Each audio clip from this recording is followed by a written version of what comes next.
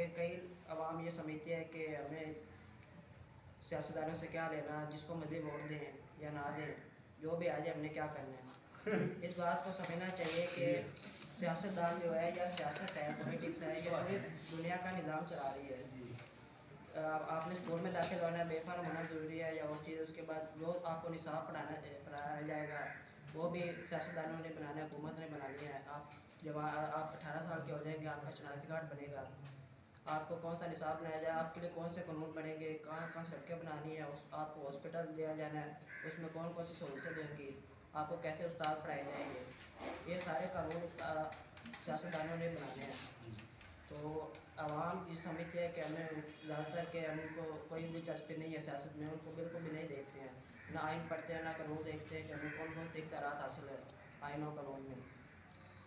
تو یہ عوام کو ایک تو اس کو شعور ہونا بہت ضروری ہے، بچپن سے عوام کو نیوز وغیرہ سننا یا اس چیز کو دیکھنا ضروری ہے۔ اس کے بعد یہ ہے کہ ہم پاکستان، ایک تو یہ سب کہتے ہیں کہ ہم قرضوں پہ چل رہے ہیں اور ان کا قرضہ اتارنا چاہیے اور پاکستان شرح سود ختم کرنی چاہیے، لیکن وہ کیسے ختم کیا جائے؟ ایک تو ایک حکومت آتی ہے تو وہ پہلے تو کہتے ہیں کہ ہم شرح سود ختم کریں گے، قرضے بھی اتاریں گے، لیکن جب وہ حکومت میں آتی ہے تو وہ دیکھتی ہے کہ اس کے جو ادارے کام کر رہے ہیں حکومت کے، وہ سارے خسارے میں چل رہے ہیں۔ جیسے کہ بجلی کا جو ہے، یہ آپ نے تو سنا ہوگا، آئی پی پی سے معاہدہ حکومت کر رہی ہے، ختم کر رہی ہے، ان سے ڈیلنگ کر رہی ہے۔ تو آئی پی پی یہ ہے پرائیویٹ کمپنی ہے بجلی بنانے والوں کی، تو اس سے حکومت معاہدہ انہوں نے معاہدہ پہلے ہی کیا ہوا، جب بجلی بہت کم تھی تو حکومت نے اس سے معاہدہ کیا کہ آپ بجلی بنائیں اور ہم آپ کو ہر سال اس حساب سے پیسے دیتے رہیں گے۔ تو بجلی تو بن گئی، تو ہر سال اس کو ہم نے جو پیسے دینے وہ ڈالرز میں دینے ہیں، روپے میں بھی نہیں دینے پرائیویٹ کمپنیز کو، اور ایک تو ڈالر میں دینا، ہر سال اس کی قیمت بھی بڑھتی رہے گی، یعنی اس سال ہم نے 500 ارب روپے ڈالر دیے ان کو، اگلے سال 600، پھر 800، 1000، ہر سال بڑھتا رہے گا، لیکن حکومت کے پاس اتنے پیسے نہیں ہوتے کہ وہ ہر سال دے سکے، تو اس کے لیے وہ پھر قرضہ لیتے ہیں، آئی ایم ایف کے پاس جاتی ہے، پہلے دوسرے ممالک کے پاس جاتی ہے، جیسے چائنا یا سعودی عرب یا دوسرے ممالک، وہ کچھ پیسہ دے دیتے ہیں اور کچھ نہیں دیتے۔ جب حکومت کے پاس پیسہ کم ہو جاتا ہے تو وہ پھر مجبوراً آئی ایم ایف کے پاس جاتی ہے اور وہاں سے قرضہ لے کر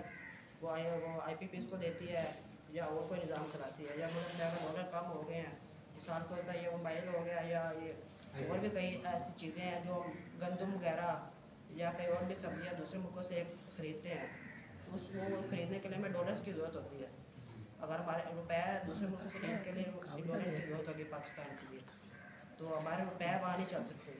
ڈالر میں لینا پڑے گا، تو وہ ڈالرز بھی اگر ہمارے اسٹیٹمنٹ میں کم پڑے ہیں